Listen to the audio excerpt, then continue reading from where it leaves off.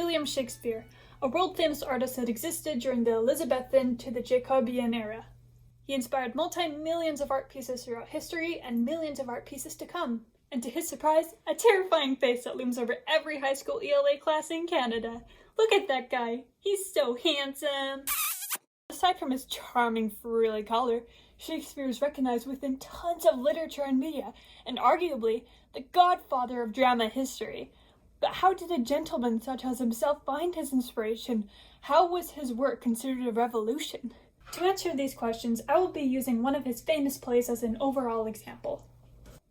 Macbeth.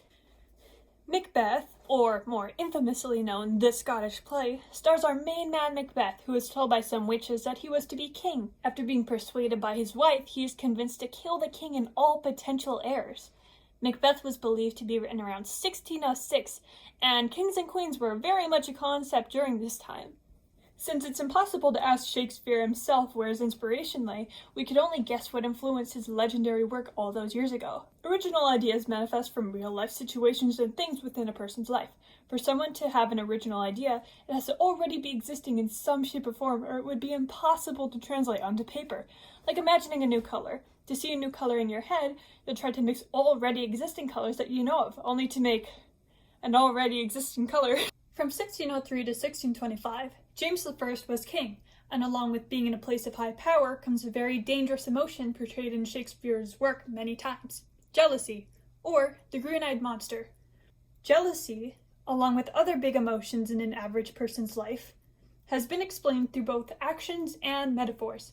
Macbeth kills many others to maintain a sense of security and to relieve himself from any assumed traitors. His actions could be fairly assumed to be driven by jealousy. Jealousy, along with the other 7 sins, which I will get into later, is an emotion that all humans are guilty of feeling at one point in their life. Back in his time period, Christianity was put on a very, very high pedestal, so a lot of people went by those rules. It's also fair to assume that Shakespeare himself was a Christian in some way or another. Another strong emotion that humans usually feel is shame. Shame and guilt are not necessarily dangerous by themselves. It's the following emotions that are the danger.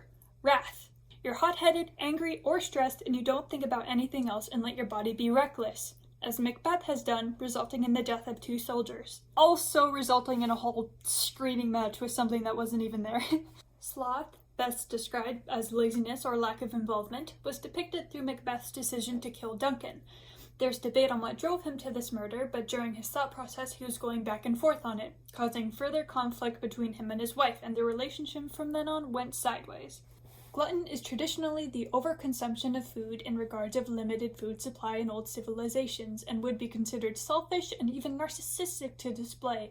Though this wasn't necessarily seen throughout the book, it could be argued that his murders left and right, with little to no emotion after the death of Duncan, he was doing whatever he wanted for his benefit only, or in other words, he was being gluttonous.